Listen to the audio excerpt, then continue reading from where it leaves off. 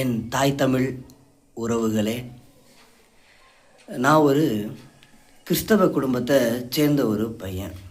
நான் அதிகமாக அந்த யூடியூப் சேனலில் ஒரு விஷயத்தை பார்த்துட்டு வரேன். என்னென்னா, கிறிஸ்தவர்கள் மதத்தை மாற்றுறாங்க அப்படிங்கிற ஒரு செய்தி. தயவு கூர்ந்து நான் இந்த விஷயத்த ஒரு அமைப்பினரை அவங்களுடைய பேரை பயன்படுத்தி தான் நான் பேச போகிறேன். அதனால் அந்த அமைப்பினர் ஒரு நிமிஷம் நீங்கள் கோவப்படக்கூடாது. ஃபஸ்ட்டு பொறுமையாக கேளுங்க. நானும் ஒரு சாமானிய மனிதனாய் நான் அந்த இடத்துல பேசுகிறேன். இப்போ நான் ஒரு கிறிஸ்தவன்னு சொல்லிட்டேன். என்னுடைய வீட்டில் பைபிள் மட்டுமல்ல குரானும் இருக்குது, திருக்குரானும் இருக்குது, பகவத் கீதையும் இருக்குது. ஓகேவா? பகவத்கீதையும் இருக்குது. இப்போ நான் கிறிஸ்தவன் அப்படிங்கிறதுனால என்னைய பைபிளை மட்டும்தான் படிங்க அப்படின்னு கட்டாயமாக யாரும் சொன்னதில்லை. நான் பகவத்கீதை வச்சுருக்கிறதுனால எந்த ஒரு கிறிஸ்தவ அமைப்பினரும் நீ பகவத்கீதையெல்லாம் படிக்கக்கூடாது அப்படின்னு எதுவும் சொன்னதில்லை. ஆனால் மறுபடியும் சொல்கிறேன், நான் ஒரு அமைப்பினரை குறிப்பிட்டு பேசுகிறதுனால உடனே எனக்கு கோபம்தான் உங்களுக்கு வருதுயா. கோபம் வர்றதுனால தாயா உங்களுடைய மதத்தில் உள்ளவங்களை நீங்கள் காக்க முடியாமல் இருக்கிறீங்க. அதனால் புரிதலோடு, ஏன்னா நான் இந்த பகவத்கீதை படிச்சிருக்கிறேன்.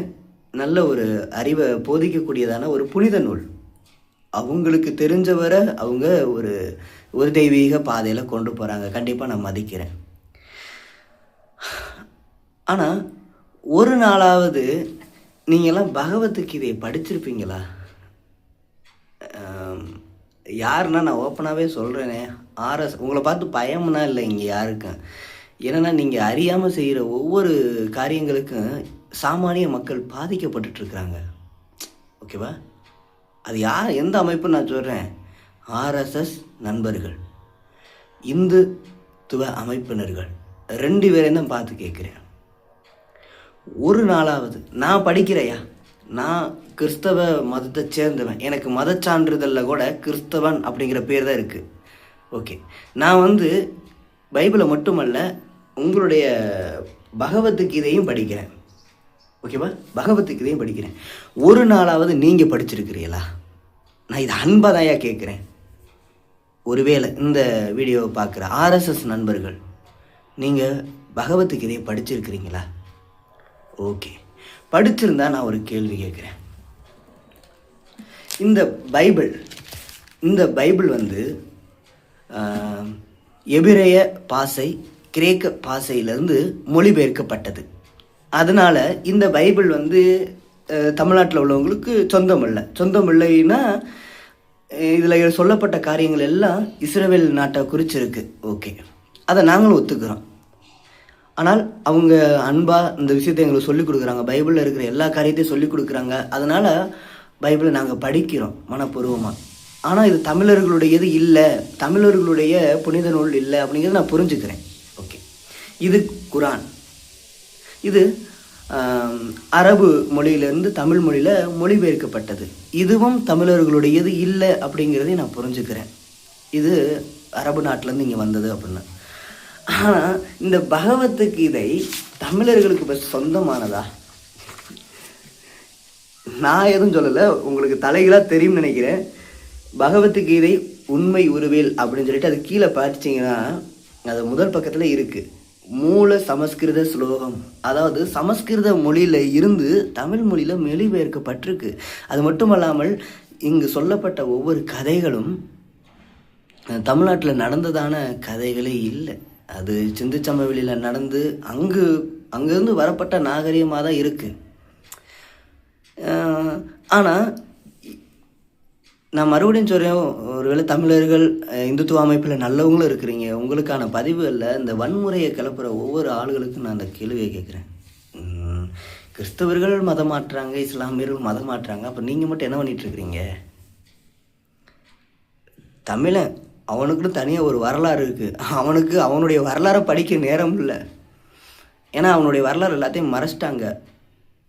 அதில் இங்கே நடந்த கொடுமைகளுக்கு ஒவ்வொருத்தவங்களும் இஸ்லாமியர்களாக இருந்தால் இஸ்லாமியர்களும் ஒரு பக்கம் ஒரு மக்களை அவங்க பக்கம் இழுக்கிறாங்க, எங்கேயாவது ஒரு சமாதானம் கிடைக்குமா அப்படின்னு சொல்லிட்டு. அதே போல் தான் கிறிஸ்தவர்களும் அது போல தான் இந்துக்களும் நான் குறை சொல்லலை, நல்லவங்களும் இருக்கிறீங்க. ஆனால் அந்த அமைப்பை சேர்ந்தவர்களில் சிலர் மதத்தை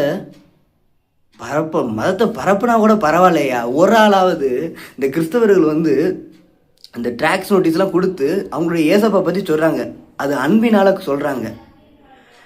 ஒரு இந்துத்துவ அமைப்பினராவது இந்த பகவத்கீதையில் உள்ளதை யாருக்காவது ஒரு ஆளுக்கு நீங்கள் ட்ராக்ஸ் நோட்டீஸ் அடித்து கொடுத்துருப்பீங்களா? இதனுடைய நன்மைகள் என்னைக்காவது நாள் தெரியப்படுத்திருப்பீங்களா? நான் இந்த பகவத்கீதையை வாங்க எவ்வளோ பாடுபட்டேன்னு உங்களுக்கு தெரியுமா? ஒரு இந்துக்காரட்ட கூட இல்லை, ஒரு இந்துக்கார நண்பர்கிட்ட கூட இல்லை, எனக்கு தெரிஞ்சவர். அதுக்காக நான் எல்லாரையும் சொல்லலைங்க, தயவுசெய்து அதையும் புரிஞ்சுக்கிறேங்க. ஒரு அருமையான அண்ணன்ட்ட தான் கிடைச்சது. ஆகவே நீங்களும் மதத்தை பரப்ப தான் செய்கிறீங்க. கிறிஸ்தவர்கள் எப்படி மதத்தை பரப்புகிறாங்கன்னா நோட்டீஸ் அடித்து அன்பான முறையில் தான் கொடுக்குறாங்க. யாரும் கிறிஸ்தவர்கள் வந்து டார்ச்சர் பண்ணிலாம் கொடுக்கல, எனக்கு தெரிஞ்ச வர. அதனால என்னென்னா நீங்கள் என்னென்னா அராஜகம் பண்ணி மதத்தை வளர்க்கணும்னு நினைக்கிறீங்க. ஆனால் நீங்கள் இப்படி அராஜகம் பண்ணி மதத்தை வளர்க்கணும்னு நினச்சிங்கன்னா இருக்கிற ஆளையும் கைவிட்டு போயிடுவீங்க. அது மட்டும் இல்லாமல் இன்னொன்று கூட என்னென்னா, ஏற்கனவே இந்த பதிவு நான் போட்டிருப்பேன்னு நினைக்கிறேன். இங்கே யாரும் ஏன் மதத்தை மாற்றலைங்க. மதத்தை மாற்றிருந்தா இஸ்லாமியர்களும் கிறிஸ்தவர்களும் இன்றைக்கி அதிகமாக தான் இருக்கிறாங்க. ஓகேவா? இஸ்லாமியர்கள் கூட சர்டிஃபிகேட்டில் மாற்றிருப்பாங்கன்னு நினைக்கிறேன். ஆனால் நான் பார்த்த வர எந்த ஒரு, அதாவது இப்போ கிறிஸ்துவுக்குள்ளே வந்ததான கிறிஸ்தவர்களை சர்டிஃபிகேட்டில் மதத்தை மாற்றினதில்லை. அப்படியே இந்துங்கிற அந்த இது மட்டும்தான் இருக்குது, பேரோட தான் இருக்குது. அதனால் மதத்தை மாற்றலையா? நீங்கள் எதுக்கு உங்களால் சும்மாவே இருக்க முடியாதான்னு கேட்குறேன். நான் இன்னும் ஒரு பெரிய மனுஷனை குறிப்பிடணும்னு நினைக்கிறேன். நம்ம மதிக்கத்தக்க ஒரு தகப்பன அந்த ஹெச் ராஜா அவர்கள் அடிக்கடி உங்களுக்கு அரசியல் பண்ணுறதுக்காகவே, அது அரசியல் எப்படி பண்ணணும்னு தெரியாததுக்காகவே இதெல்லாம் இழுப்பீங்களா அந்த விஷயத்த? அரசியல்வாதிகளுக்கு ஆன்மீகத்தை பற்றி என்ன தெரியும்? அரசியல் பண்ணுங்க, ஆனால் ஆன்மீகத்தை வச்சு பண்ணாதீங்க. அது இந்து ஆன்மீகமாக இருந்தாலும் சரி, கிறிஸ்தவ ஆன்மீகமாக இருந்தாலும் சரி, குரானுடைய ஆன்மீகமாக இருந்தாலும் சரி, அதை வச்சுலாம் அரசியல் பண்ணாதீங்க. உண்மையில் ஒரு நாளையும் விளங்க முடியாது. ஏன்னா ஆன்மீகத்தை வச்சு நீங்கள் அரசியல் பண்ணீங்கன்னா ஒருத்தர் கூட உங்களுக்கு ஓட்டு போட மாட்டான். ஏன்னா இங்கே எல்லாருமே எல்லாத்துலேயும் கலந்துருக்குறாங்க. புரியுதா? அதனால் இந்த மதமாற்ற சட்டம் இதெல்லாம் எதுக்கு? அரசியலமைப்பு சட்டத்திலேயே இங்கே எல்லாருக்குமே ஒரு சுதந்திரம் கொடுக்கப்பட்டிருக்கு. இது வந்து இந்து நாடு அப்படி இல்லை, இந்திய நாடு. இந்த நாடு இந்து நாடல்ல, இந்திய நாடு. இந்துன்னு சொல்லும்போது மதத்தை சார்ந்ததா அல்ல, நாட்டை சார்ந்ததா இருக்குது. நான் உரிமையோடு சொல்ல முடியும், நான் ஒரு இந்தியனப்பா, நான் ஒரு இந்து அப்படின்னு உரிமையாக சொல்ல முடியும். ஆனால் இந்து மதம் அப்படிங்கிறத நான் சொல்ல முடியாது. ஏன்னா அது மதத்தினுடைய பேர் அல்ல, என் நாட்டினுடைய பேர். நான் ஒரு இந்தியன். ஜெய் பாரத் மாதாஜி சொல்ல முடியும். இன்னொன்று, தமிழர்களுடைய அந்த சங்க இலக்கியங்களை பார்த்துருக்குறேன், ஒரு சிலதை படிச்சிருக்கிறேன். அங்கே பார்த்தீங்கன்னா இந்து அப்படிங்கிற அமைப்பே வந்ததில்லை. ஆனால் பைபிளில் வந்திருக்கு, இந்துங்கிற பேர் பைபிளில் வந்திருக்கு. எஸ்தர் அப்படிங்கிற ஒரு புஸ்தகத்தில் இந்து தேசம் முதல் எத்தியோப்பியா வர அப்படின்னு சொல்லிட்டு இந்திய நாட்டை பற்றி பேசியிருக்கிறாங்க. ஆனால் நீங்கள் என்ன பண்ணுறீங்க தெரியுமா? பைபிளை ரொம்ப இது பண்ணுறீங்க. ஆகவே எனக்கு தெரிஞ்ச வர வீட்டில் ஏதாவது வேலை வெட்டிகள் இருந்தால் பாருங்கள். ஃப்ரீயாக இருக்கும்போது உங்களுடைய புனித நூலாகிய இந்த பகவத்கீதையை நீங்கள் படிங்க. நான் படிக்கிறேன்யா, நான் ஒரு கிறிஸ்தவன், நான் படிக்கிறேன்யா. நான் உண்மையில சொல்கிறேன், இதை குறை கண்டுபிடிக்கணும்னு சொல்லிலாம் படித்ததே இல்லை. இதில் ஏதாவது நல்ல காரியங்கள் இருக்கும். நான் எல்லா விஷயத்தையும் நல்ல காரியங்களை தேடி படிப்பேன். நான் என்னுடைய நண்பர்கள்ட்ட, அதாவது நான் சில இடத்துல இயேசுவை பற்றி சொல்லும்போது அவங்களுக்குமே நான் பகவத்கீதையில் உள்ளதெல்லாம் சொல்லி கொடுத்துருக்குறேன். எனக்கு தெரிஞ்ச வர என்னை கட்டில் ஜாம்பான்களாக இருக்கலாம், நல்லா பேச தெரிஞ்சவங்களாம் இருக்கிறாங்களாம். ஆனால் எனக்கு தெரிஞ்சவரை நான் சொல்லி கொடுத்துருக்குறேன். ஆனால் என்னென்னா, இந்த இந்துத்துவ அமைப்பில் உள்ளவங்களும் ஆர்எஸ்எஸ் அமைப்பில் உள்ளவங்களும் வாய்களையே மட்டும் பேசுகிறீங்க. எப்படி வாய்களையே பேசுகிறீங்க, அந்த மதம் சரியில்லை, இந்த மதம் சரியில்லைன்னு. உங்கள் மதத்தை பற்றி உங்களுக்கே தெரிய மாட்டேன்னு சொல்லுதே. நான் ஒருத்தவற்றெல்லாம் கேட்டிருக்கிறேன், உங்களுடைய பகவத்கீதையில் உள்ள அந்த கதைகளெல்லாம் எனக்கு சொல்லித்தாங்க அப்படின்னு. இந்தா சொல்லித்தரேன், அந்தா சொல்லித்தரேன்னு கடைசி வரை சொல்லியே தந்ததில்லை. ஆனால் இதுவே ஒரு கிறிஸ்தவ குடும்பத்தில் உள்ளவங்களை போய் கேட்டு பார்த்தீங்கன்னா உண்மையாலுங்க அப்படியே தாகமாக வந்து சொல்லி கொடுப்பாங்க, நான் சொல்லித்தரேன் அப்படின்னு சொல்லிட்டு. அதுவே இஸ்லாமியர்களும் நான் உண்மையில பாராட்டுவேன். இஸ்லாமிய நண்பர்கள் பார்த்தீங்கன்னா உடனே வருவாங்க அவங்களுடைய இதை பற்றி பேசுகிறதுக்கு. ஏன்னா அவங்க அதெல்லாம் படிக்கிறாங்க.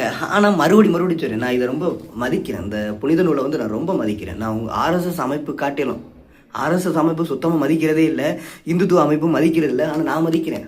நீங்கள் வேணால் கலவரத்தை உண்டு பண்ணுறதுக்கு வேணாலும் மதிக்கலாம், நான் வந்து இதை உண்மையாலுமே மதிக்கிறேன். ஓகேவா? ஆனால் நீங்கள் யாரும் படித்ததில்லை. ஆகவே நான் மறுபடியும் சொல்கிறேன், யாராவது ஏதாவது ஆர்எஸ்எஸ் நண்பர்கள் இதை பார்த்தீங்கன்னா, அந்த வீடியோ பார்த்தீங்கன்னா, ஒரு நாள் உடனே நான் பேசுகிறதுக்கெல்லாம் கோவப்படாமல் ஒரு நாள் இந்த பகவத்கீதையை படிங்கன்னு சொல்ல வரேன். ரெக்கமெண்ட் பண்ணுறையா, உங்களுக்கு வேணா சொல்லுங்கள், நான் கூட முடிஞ்சால் வாங்கி தரேன், படிங்க. கிறிஸ்தவர்கள் உடனே மதத்தை மாற்றுறாங்க. ஒரு பக்கம் சிரிப்பாக இருக்குது, உன்னால் ஒன்றுமே முடியலை, நீ இப்படி சொல்லிகிட்டே போயிட்டே தான் இருக்கிற. ஆர்எஸ்எஸ் நண்பர்களை பார்த்தா யாரும் பயப்படாது ஆயுசு. ஒன்றுமே தெரியாமல் புலம்பிகிட்டு இருக்கிறாங்க, தெரியாதவங்களும் சொல்லிக் கொடுங்க. அவங்களாம் பால் குடிச்சிட்டு இருக்கிற குழந்தைங்க அப்படி எங்கிட்ட அதாவது நடக்க தெரியல, தவழ்ந்துட்டு இருக்கிறாங்க. தவழ்கிற குழந்தைய பார்த்தீங்கன்னா அது எங்கிட்டு போகும் எங்கிட்டு வரும்னு தெரியாது. அது வாட்டு அது போக்கில் போகும், எங்கேயோ போதும் சாமியோ அப்படின்னு சொல்லிட்டு. ஆனால் நடக்கிறப்பில்ல ஒரு இடத்துக்கு, அதாவது இலக்கை நோக்கி நடக்கும், ஓடவும் செய்யும். புரியுதா? வேணா அந்த ஆர்எஸ்எஸ் அமைப்புகள் பார்த்தீங்கன்னா அவங்க என்ன பண்ணுறாங்கன்னா, கோவம் வந்து அடிக்கிறதும் கொலை பண்ணுறதும் குத்துறதும் இதில் தான் கையாளுறாங்க. எங்கள் பொறுமையை நின்று உங்களுடைய வாதங்களை மட்டும் தெரியப்படுத்துங்களேன். நான் சவால் விடுறையா, எனக்கெல்லாம் உண்மையில் பகவத்கீதை பற்றி ஃபுல்லாலாம் தெரியாது, ஆனால் முடிஞ்சளவு தெரியும். நன்மையான விஷயங்களை நான் அதில் தெரிஞ்சுக்கிட்டேன். எங்கள் பொறுமையாக உட்காந்து எங்களுக்கு ஒரு ஆளுக்கு சொல்லி கொடுத்து பாருங்கள்.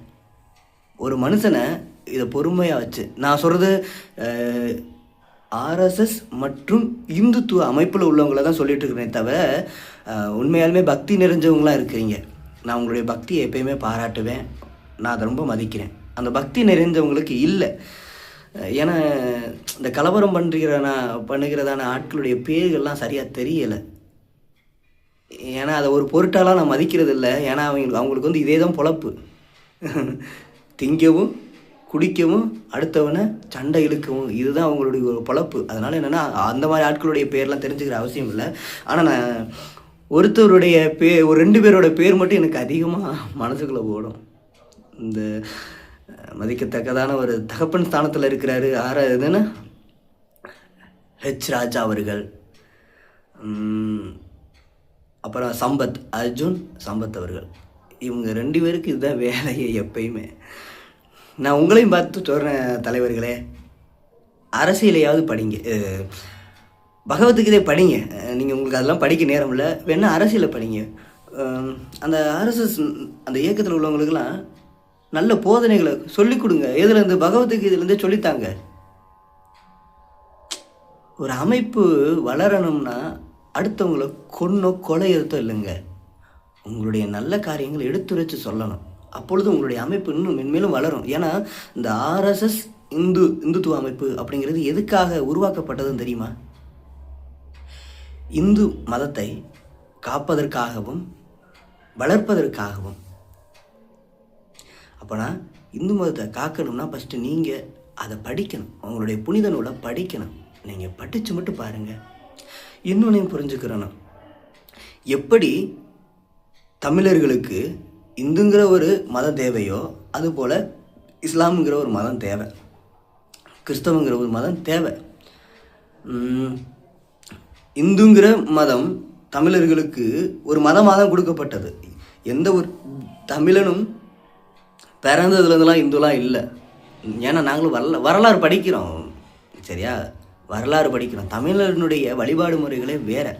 தமிழன் பிறந்த உடனே கிறிஸ்தவனோ அப்படிலாம் நான் சொல்லவும் இல்லை, அதுவும் இல்லை, இஸ்லாமியனும் இல்லை. அவனுடைய வழிபாட்டு முறை, அவனுடைய வணக்கம் எல்லாமே தனித்துவம்.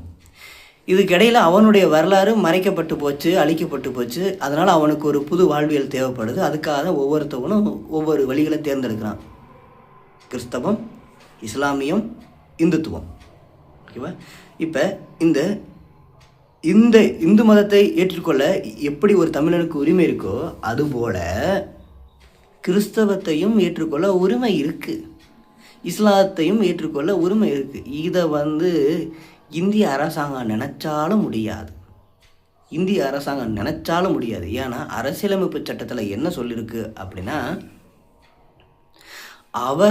அவரவர் மதத்தை மற்றவர்களுக்கு போதிக்க எல்லாருக்குமே உரிமை உண்டு. சரியா? அதனால் சந்தோஷமாக சொல்லலாம்.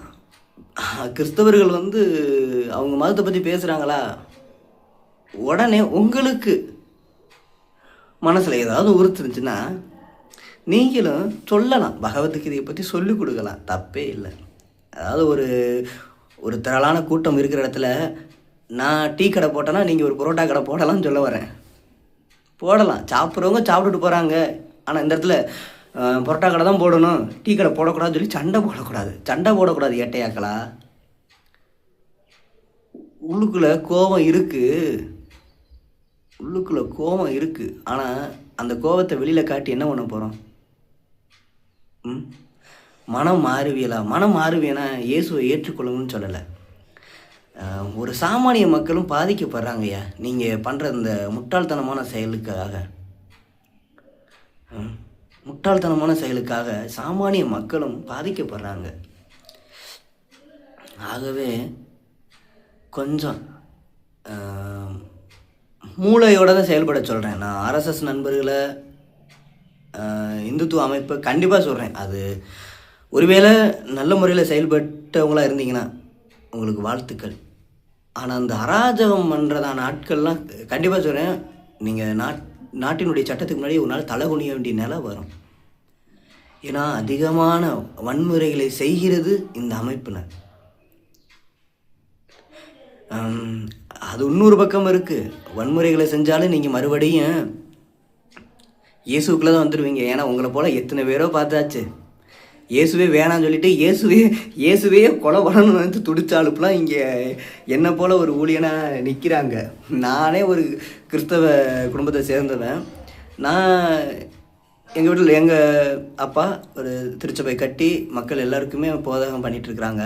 நான் என்ன பண்ணேன்னா ஒரு நேரத்தில் யாரும் சர்ச்சுக்கெலாம் வரக்கூடாது, சர்ச்சுக்கெலாம் வந்தீங்கன்னா உங்களெலாம் அடிப்பேன் அப்போலாம் சொன்னாலு தான். இயேசுவெல்லாம் ரொம்ப ரொம்ப வெறுத்தாலும் தான். ஆனால் கடைசியில் என் கதியை பார்த்தீங்களா, என்னையும் பிடிச்சி இந்த கூண்டுக்குள்ளே போட்டு விட்டார் ஆண்டவர். அதனால் இந்துத்துவ நண்பர்களும் வந்துடுவீங்க. இந்துத்துவ அமைப்புலேருந்து நிறைய பேர் இயேசுவை ஏற்றுக்கொண்டவங்களும் இருக்கிறீங்க. ஆனால் இப்போ உள்ள நிலைமையில் பார்த்தா ரொம்ப அரசாங்கத்தோடு போராடிட்டு இருக்கிறீங்க. அது தேவையில்லாத போராட்டம். ஏன்னா தேவையில்லைதுன்னா அது உங்களுக்கு வெற்றியே கிடைக்காது. இங்கே யாரையும் கண்ட்ரோல் பண்ணவே முடியாது. ஏன்னா சட்டம் அப்படி எழுதி வச்சுட்டு போயிருக்கிறார் நம்ம தலைவர்மார்கள்லாம். அது மட்டும் இல்லாமல் ஒன்று புரிஞ்சுக்கிறேன்னு, தமிழன் அவனுடைய சிறப்புகள்லாம் வேறு. தமிழர் என்றைக்குமே பிறந்த உடனே இந்து தான் அப்படிங்கிற ஒரு பேரே அவனுக்கு இல்லை. இந்துங்கிற பேரே சிந்து சமவெளி மக்களுக்கு வழங்கப்பட்டது, நம்ம இந்திய நாட்டுக்கு கொடுக்கப்பட்டதான ஒரு பேர். அது தமிழர்களோட சேராது. அதில் இவங்க தமிழர்களும் இருக்கிறாங்க, அவ்வளோதான். இன்னொன்று, இந்த தமிழர்களால் அதாவது இந்து மதத்தையும் தேர்ந்தெடுக்க அவனுக்கு உரிமை இருக்குது, இஸ்லாம் மதத்தையும் தேர்ந்தெடுக்க உரிமை இருக்குது, கிறிஸ்தவ மதத்தையும் தேர்ந்தெடுக்க உரிமை இருக்குது. அதனால் இந்த தமிழர்கள் இந்துவா மட்டும்தான் இருக்கணும் அப்படிங்கிறதெல்லாம் சில பேர் சொல்கிறீங்க.